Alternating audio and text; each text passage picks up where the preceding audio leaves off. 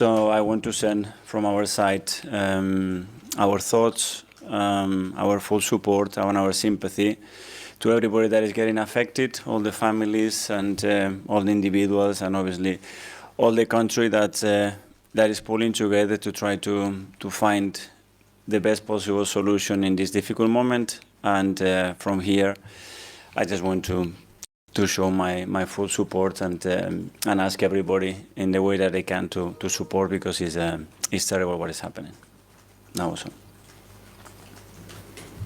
Okay, we'll kick off with Jamie from Sky.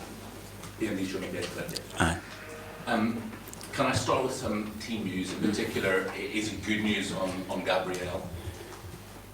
Yes, so we have a training session today. If he can complete that, he will be available. He hasn't had any training session yet, but if he's able to do that today, he will be available in the squad. And as regarding the others, Calafiori, Ødegaard, I know Ben White was sort of left out of the present game as a precaution. What about those three?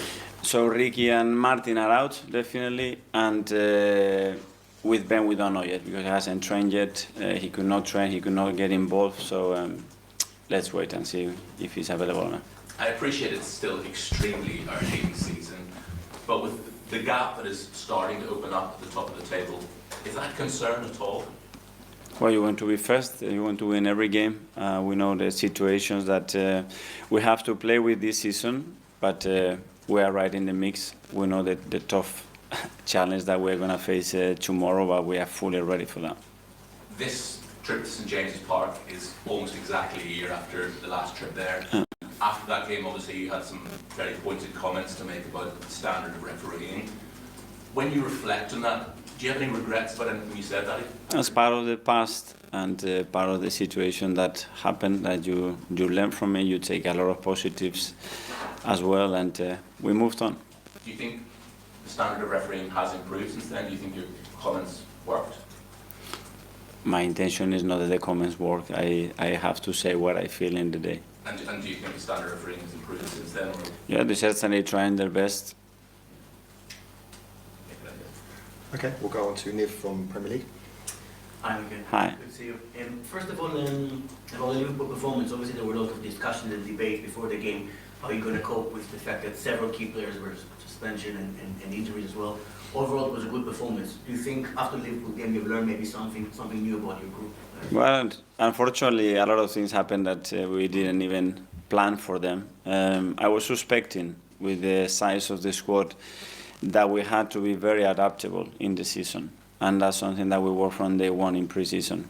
But obviously, not to be that adaptable, especially in certain scenarios. But for sure, the team showed an incredible capacity to compete, to be better than the opponent in many moments. But it's true that in the second half, very early again, something happened that affected the rest. But we are there. Question please about Ben White. He obviously played in a position, not his natural position.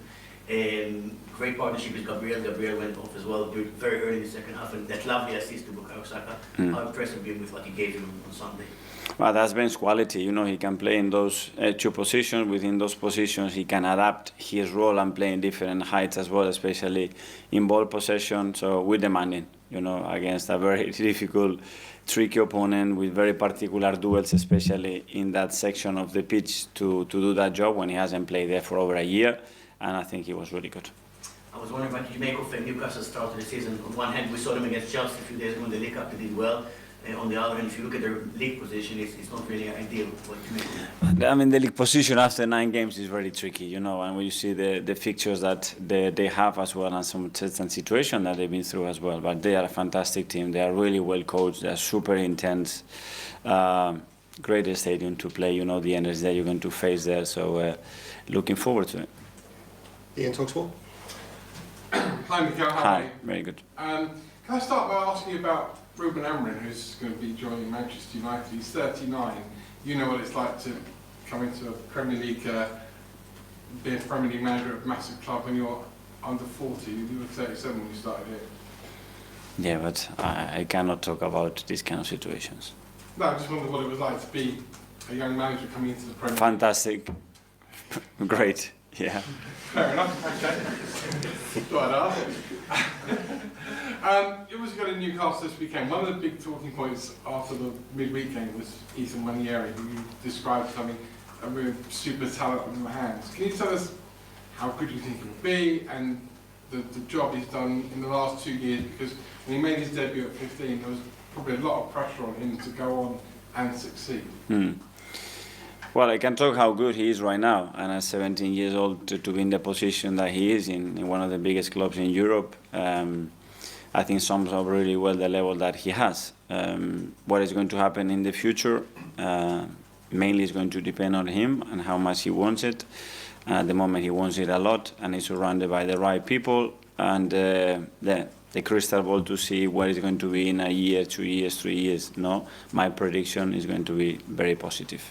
In terms of very positive, right up there with some of the best players that you've seen come through at this age group and moving forward?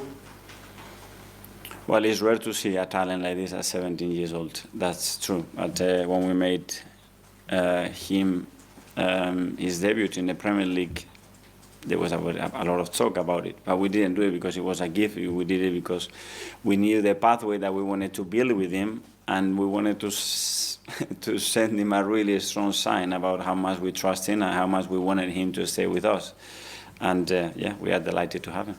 One last one, injuries. You've had some injuries, maybe other clubs have had more, other clubs have had less. Why this season are we seeing so many clubs suffering, so many? Man City apparently have only got 13 fit players there this weekend. You've been battling to get centre-halves on the pitch all season. Well, I think there are two aspects. One, I think we've been quite unlucky with some of them, and especially to happen in very similar positions. And then obviously the demands that those players are having every week. If you put that into the perspective that as well you have a smaller squad because all the restrictions that are hitting all the clubs, that you cannot have 30 quality players in the squad. The moment that one player has to play more minutes affects, and the knock-on and the domino effect for the rest of the squad is quite difficult to manage. Alex Bibsy.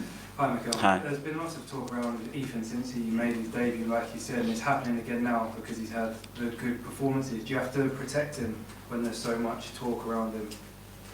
I think the biggest thing is to push him. And then when he's pushed, just always grab him behind to make sure that he's always stable and protected. But this talent, you have to push him. The protection is necessary, or keep an eye on it and be always in the right distance. But he needs to see that